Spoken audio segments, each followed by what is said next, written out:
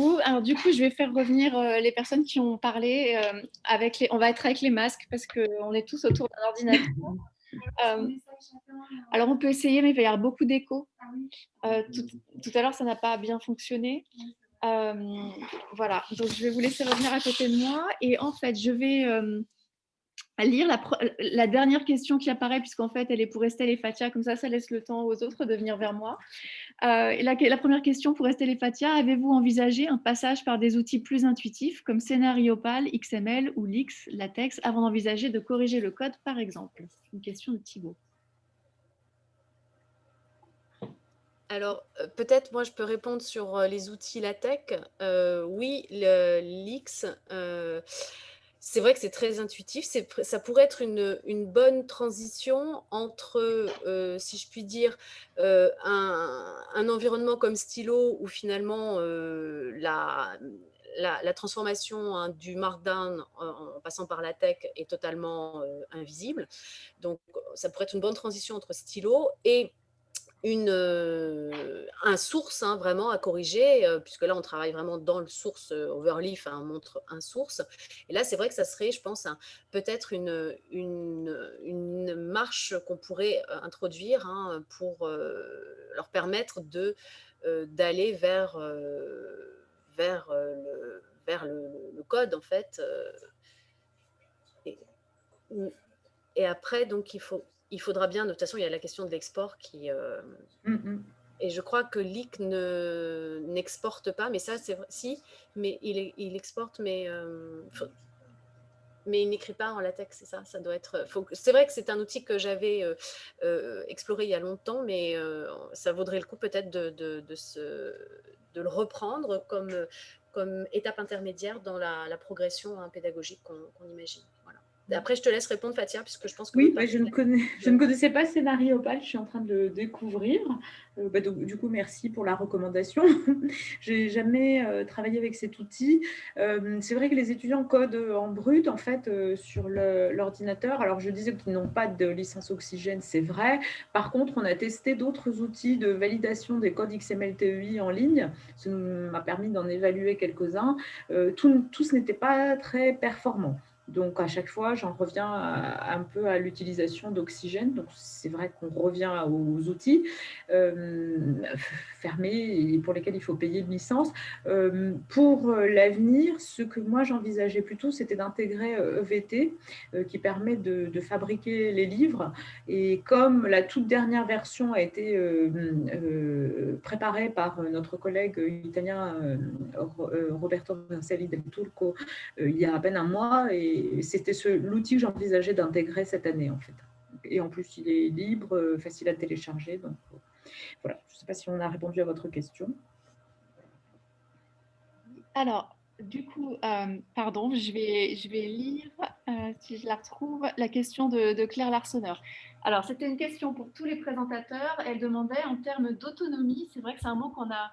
Finalement, c'était le thème de cette session et on se rend compte que finalement, ils n'étaient pas si autonomes que ça. Alors, en termes d'autonomie, ne serait-il pas intéressant d'aider les étudiants à identifier les zones d'ombre ou les boîtes noires, c'est-à-dire travailler sur les failles et sur la captation de nos données, de notre attention, etc., par des interfaces faciles à utiliser, mais qui rendent opaques certains process, certains enjeux. Par exemple, les outils de traduction automatique tentent à proposer une solution présentée comme optimale et non pas des variantes.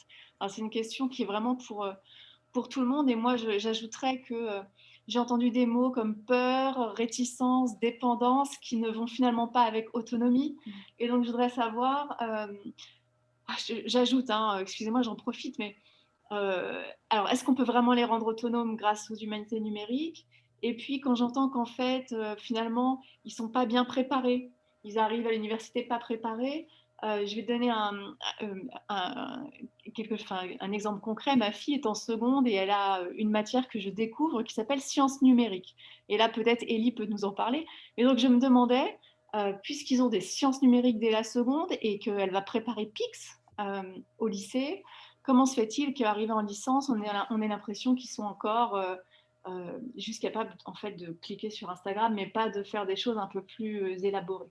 Donc voilà, je crois que là, la question, elle est pour tout le monde, elle est sur l'autonomisation et est-ce qu'on va y arriver ou pas et comment. si vous avez des réponses.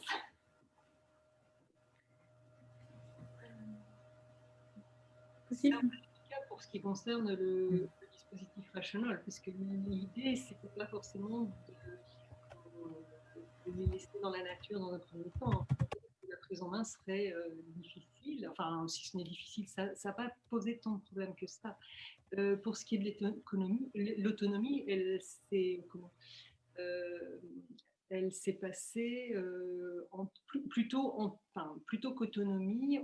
Effectivement, les uns les autres étaient autonomes face à l'écran, les étudiants. On était 3 animateurs, ce qui a aussi individualisé la formation qu'on a fait suivre.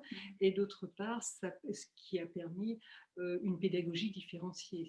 Et en ce sens, c'était quand même très intéressant parce que quand on a en langue, on a souvent des groupes très hétérogènes. Et là, le fait qu'on soit plusieurs animateurs, qu'on ait un groupe très hétérogène, ça a permis aussi à certains d'être plus autonomes que d'autres et en même temps, ponctuellement, d'avoir un échange personnalisé, en ce sens, aider à l'autonomie des uns et des autres en focalisant sur justement les zones d'ombre ou les failles de certains.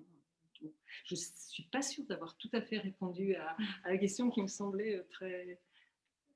Oui, Claire a dû filer, elle revient, donc elle ne peut pas réexpliciter sa question. Mais en tout cas, moi, je le voyais plus comme ça. Et puis notre objectif, ce n'était pas de les rendre complètement... Nous, en ce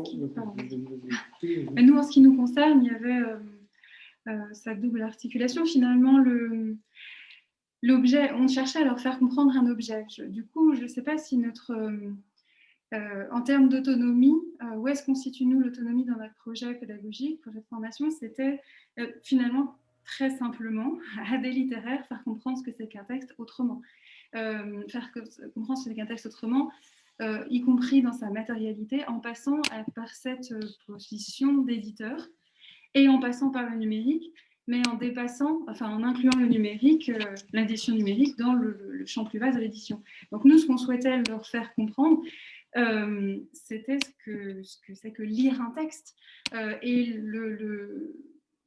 en ce sens, leur donner de l'autonomie face à l'opération d'interprétation. Qu'est-ce que je fais lorsque je fais de l'interprétation? Finalement, lorsqu'ils arrivent en master, ils ont cette espèce d'ivresse de passer dans la cour des grands, à savoir choisir leur corpus, choisir leur texte, le construire, ce corpus, et puis l'interroger, devenir celui qui interprète, celle qui interprète. Mais qu'est-ce que ça veut dire qu'interpréter?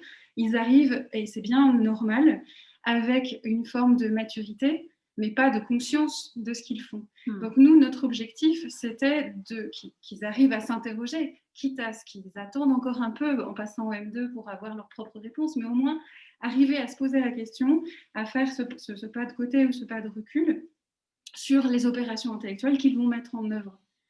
Voilà, donc l'autonomie, je la vois moins face aux outils dans la problématique qui était la nôtre que face à leurs objets d'études naturelles.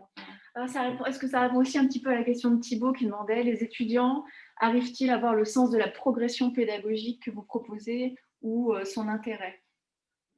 Peut-être pour répondre aussi à la première question, je crois qu'il n'est pas intéressant de faire travailler des étudiants, en tout cas en humanité, sur des boîtes noires informatiques. La problématique, nous, on s'est rendu compte, c'est qu'il faut effectivement les faire passer des digital natives à du travail sur les humanités numériques. Sauf que les humanités numériques ne valent le coup que si elles sont adossées à une discipline scientifique.